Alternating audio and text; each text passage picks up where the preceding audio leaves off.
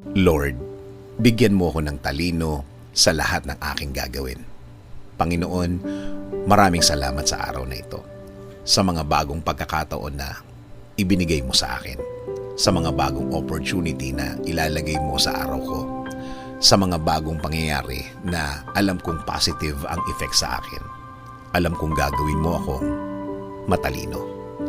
Dahil hindi iisa ang mga pagkakataong kailangan kong magdesisyon, kailangan kong mag-isip, kailangan kong magbigay ng matalinong salita dahil maraming mga problema ang nasa harap ko ngayon, Lord. Turuan mo akong huwag maging emotional sa bawat pangyayari sa aking buhay, Lord. Turuan mo ang puso ko para makita ang tamang sitwasyon na nangangailangan ng tamang desisyon. Alam ko pong lagi kang andyan para bantayan ako, para ibigay ang aking mga pangangailangan